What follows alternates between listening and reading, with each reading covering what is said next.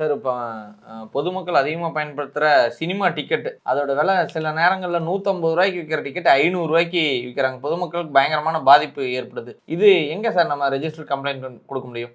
அதாவது போலீஸில் தான் கொடுக்கணும். நம்ம தமிழ்நாடு சினிமாஸ் ரெகுலேஷன் ஆக்ட்டு, அதுக்கப்புறம் இந்த 318 தான் வரும், BNS 318 சீட்டிங்கில் தான் வரும், டிஸானஸ்டி அந்த மாதிரி வரும்.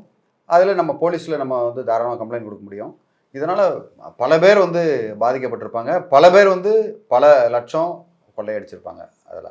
ஓகே, சும்மா ஜஸ்ட் லைக் தட் அவங்க என்ன பண்ணுவாங்க, ஃப்ரெண்ட்ஸ்குள்ளேயே ஒரு 150 ரூபாய்க்கு டிக்கெட்டை வாங்கிட்டு 500ரூவாப்பா அப்படின்னு சொல்லி ஃப்ரெண்ட்ஸுக்கே விற்கிறது. ஸோ அந்த மாதிரி தவறுகள் வந்து நிறையா நடக்கும். ஏன்னா அதில் வந்து டிக்கெட்டில் நம்ம பேராக எழுதியிருக்கு, யார் வேணால் போகலாம் இல்லையா. இப்போ ட்ரெயின் டிக்கெட்டாக இருந்தால் பேர் இருக்கும், ஃப்ளைட் டிக்கெட்டாக இருந்தால் பேர் இருக்கும், இதில் பேர் இல்லை, யார் வேணால் போகலாம். யார் வேணால் போகலான்னு இருக்கும்போது கண்டிப்பாக இதில் பிளாக்ல இந்த மாதிரி டிக்கெட் விற்கிறது, இந்த மாதிரி பிரச்சனை வரும். எதில் இந்த ரெகுலேஷன்லாம் வந்து பார்த்திங்கன்னா அரசாங்கம் சரியான சட்டம் போடணும். இப்போ இந்த டிக்கெட்டை புக் பண்ணால் கூட அவங்களுடைய ஐடி ப்ரூஃபு, அட்ரஸ் ப்ரூஃபு கொடுத்து நம்ம அந்த சினிமா டிக்கெட் புக் பண்ணுற மாதிரி இருந்தால் இந்த மாதிரிலாம் தடுக்கும்.